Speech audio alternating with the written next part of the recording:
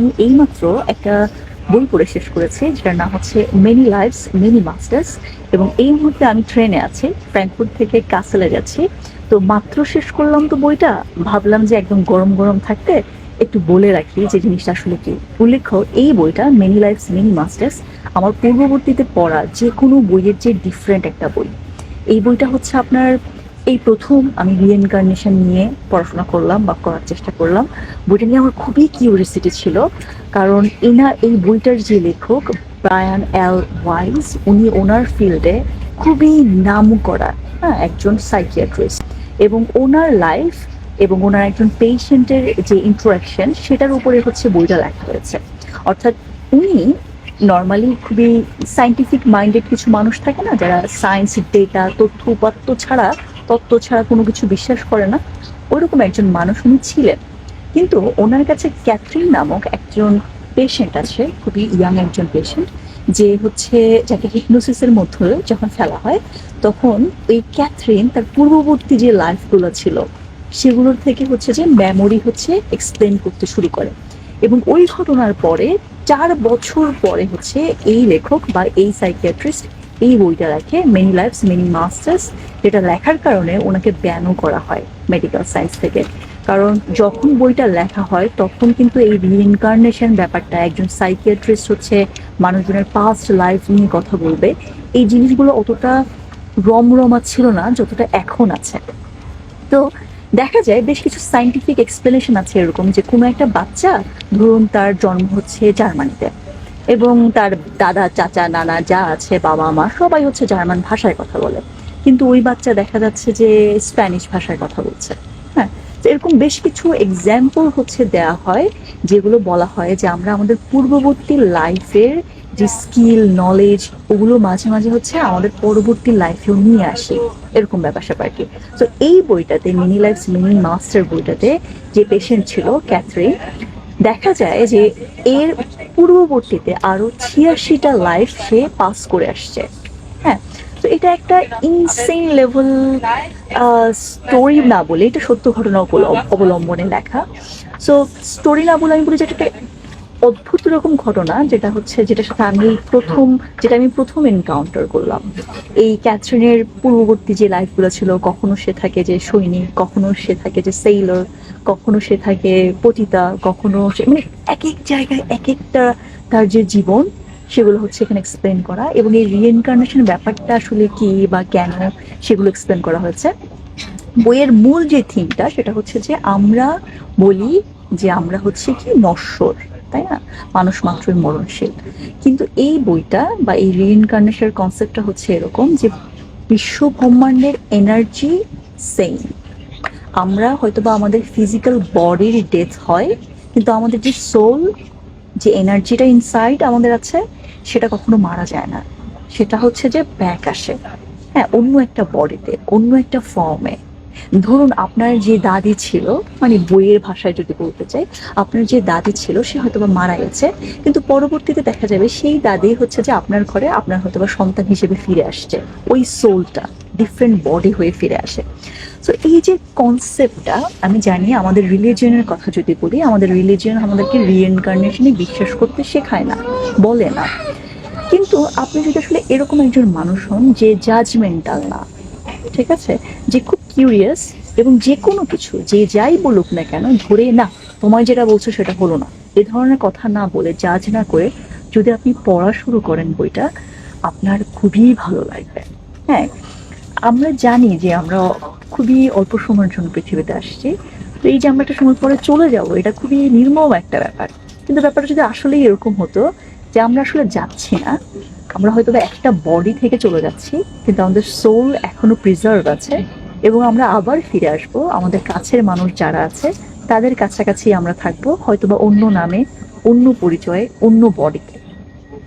এইটা একটা ইন্টারেস্টিং ব্যাপার না? এই ইন্টারেস্টিং ব্যাপারটাই হচ্ছে আপনি এই মেনি লাইফস মেনি মাস্টার্স বইটাতে পাবেন, যেখানে ক্যাথরিনের পূর্ববর্তী 86টা লাইফের অল্প অল্প কিছু লাইফ বর্ণনা করা হয়। এবং ওখানে কিছু স্পিরিট থাকে দেখায়, যাদেরকে আমরা বলি যে, আমাদের ভাষা হয়তো আমরা ফেরেশতা বা এই ধরনের কিছু একটা বলি। তো ওরা হচ্ছে এই আমাদের কাছে কি ধরনের মেসেজ পাঠাতে চাচ্ছিল, হ্যাঁ, সেই বেশ কিছু কিউরিয়াস ব্যাপার স্যাপার আছে আমি এই বইটাতে। Um, I, I don't know how to explain this book, whether I should explain this book, because people are very judgmental, and when you try to give them something new, anything new, we usually deny it. We don't try to accept things, we don't try to listen to other people. We are too much judgmental. So I think it's better if I don't talk about it much. Better if you read it yourself, if you're curious enough. ওকে, তো বইটার নাম হচ্ছে many lives many masters. আমার খুবই ভালো লেগেছে বইটা পড়ে। হ্যাঁ, এটা হচ্ছে the true story of a prominent psychiatrist, his young patient and the past life therapy that change both their lives. Okay, এই বইটা যখন লেখা হয়েছে তার 4 বছর আগে হচ্ছে এই পেশেন্টের সাথে এই ডাক্তারের পরিচয় হয়। ওই ঘটনা ঘটার 4 বছর পর্যন্ত উনি সিদ্ধান্ত নেয় নাই যে মানে এমনি বইটা লিখতে। 4 বছর পরে ওনার কাছে মনে হচ্ছে না, এই মেসেজটা ওনার দেওয়া উচিত।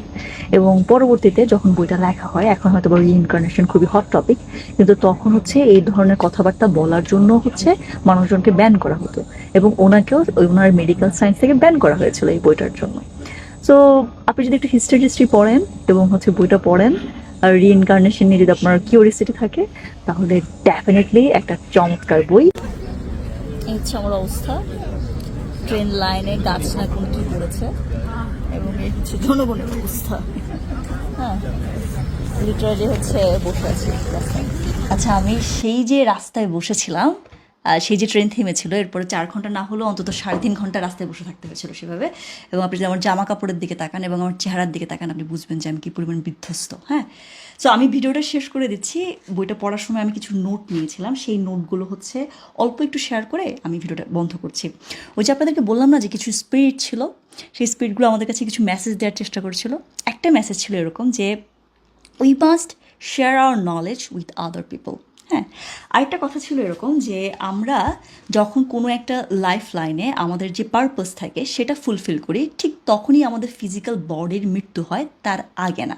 হ্যাঁ, আরেকটা ছিল এরকম যে আমরা কোনো একটা লাইফ লাইনে যখন আমাদের কর্মের ফল ভোগ না করে মারা যাই, তখন হচ্ছে পরবর্তী লাইফ লাইনে গিয়ে সেটা আমাদেরকে ভোগ করতে হয়, আমরা সাফার করি পরবর্তীতে। হ্যাঁ, এবং এখানে একটা লাইন আমার কাছে খুবই ইন্টারেস্টিং মনে হয়েছিল, যেটা বলতে চাচ্ছে যে আমরা আমাদের পূর্ববর্তী লাইফ থেকে পাওয়ার, ট্যালেন্ট ইত্যাদি স্কিল নিয়ে আসি। হ্যাঁ, এবং কিছু কিছু মানুষ যে তাদের ক্ষমতা সেটা তারা দেখা যাচ্ছে যে যতটুকু ইউজ করে তার চেয়ে বেশি তাদের ভিতরে আছে, যেটা অনেকেই জানে না, আবার অনেকে দেখা যায় অন্যদের চেয়ে আগে জানতে পারে। হ্যাঁ, এবং ফাইনাল যে মেসেজটা ছিল এই বইটার, সেটা অবশ্যই এক বাক্যে যদি বলতে চাই, সেটা হচ্ছে যে আমরা আসলে ইমর্টাল। হ্যাঁ, রিইনকার্নেশন তাই বলতে চায় যে আমাদের ফিজিক্যাল বডি মারা যাবে, বাট আমাদের সোল ফেরত আসবে। এখন এই যে কনসেপ্টটা, interesting concept. If you're curious enough, I already said it, and if you're not that judgmental, it's a good book to read. It's an interesting one actually. I really enjoyed reading it. হ্যাঁ, so আপনি বইটা পড়েন, আমি এটা বলবো না পড়বেন না, এটাও বলবো না। আপনি ডিসাইড করতে পারেন যে এই টপিকটার উপরে আপনি আসলে ডিটেলস আরও জানতে চান কিনা, বা আপনার আগ্রহ তৈরি হচ্ছে কিনা, বা আপনার কাছে হয়তো মনে হতে পারে হ্যাঁ it's bullshit. Up to you. ঠিক আছে, আমি জাস্ট বইটা পড়েছি, আমার কেমন লেগেছে, কী কী জিনিস ওরা বললো সেটা আমি আপনাদের সাথে শেয়ার করলাম, এর বেশি কিছু না। ঠিক আছে, সো যদি পড়েন বইটা, আমাকে একটু জানাবেন যে আপনার আসলে কেমন লেগেছে বইটা, বা আপনি আসলে রিইনকার্নেশনে বিশ্বাস করেন কি না। ঠিক আছে, রিইনকার্নেশন আসলে যদি আসলেই যদি সত্যি হয়, ড্যাম, ইজন্ট ইট কুল? যাক, আমি আর কথা না বলি, আমাকে ফ্রেশ হতে হবে। দেখা হবে আপনার সাথে আমার পরবর্তী অন্য কোনো দিন, অন্য কোনো ভিডিওতে। সে পর্যন্ত আপনি ভালো থাকুন, সুস্থ থাকুন এবং নিরাপদ থাকুন। আল্লাহ হাফেজ।